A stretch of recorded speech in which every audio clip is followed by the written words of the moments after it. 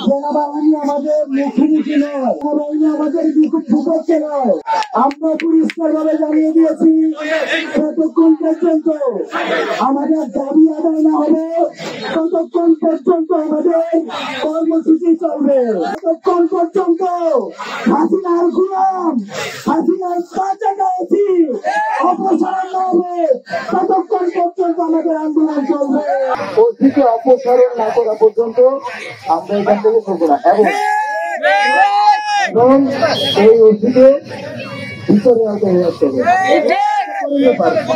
কিন্তু এখন যখন আমাদের কাছে ইনফরমেশন আসবে যে ওষুধে অপসারণ করা হচ্ছে স্থায়ীভাবে, তখন আমরা এখান থেকে উঠে যাবো। সেটা হচ্ছে 1 নম্বরে ওনারা যেটা বলছেন, আপনাদের নিরাপত্তা নিশ্চিত করা হবে। ছোট ভাই রাফি বলছে যে এখানে 2টা দাবি দেওয়া হয়েছে, ওসিকে আইনের আওতায় আনতে হবে এবং তাকে অপসারণ করতে হবে। আমরা আগে কথা বলে আমরা চেষ্টা করতেছি এই ব্যবস্থাটা ঠিক করার জন্য। আমরাও বলছি যে এর আগে আপনারা এখানে আছেন, থাকেন, কোনো ব্যবস্থা এখন নিতে হবে, এই ব্যবস্থাটা করে নেই। সময়ের সঙ্গে এদের উপরে মোবাইল কেন দিয়ে নিছে। তারপরে আমাদের যারা ছাত্ররা ছিল এখানে শুধুমাত্র এখানে অনেক জায়গায় প্রচারিত হয়েছে আইনজীবী এবং বেশি এখানে শুধুমাত্র আইনজীবী বেশি এখানে সুন্দরবনের ছাত্র ছিল, ছাত্র শিবিরের ছেলেরা ছিল, ছাত্রদলের একজন আহত ছাত্রদল করলো।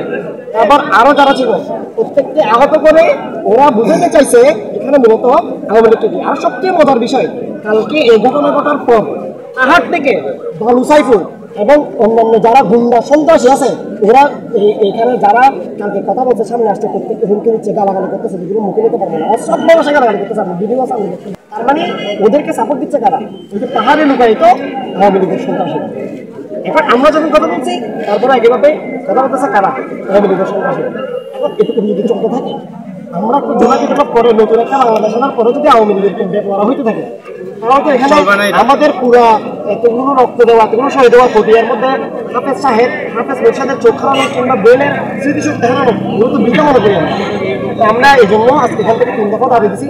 প্রথম কথা হচ্ছে সাইফুল ইসলাম চট্টগ্রামের এসপি আর আমরা এখান থেকে প্রত্যাখ্যান চাই এবং ওসি জাহিদ নূর এবং সেকেন্ড অফিসার এর স্থায়ীভাবে বহিষ্কার চাই। সেকেন্ড অফিসার আসাদের স্থায়ীভাবে বহিষ্কার চাই।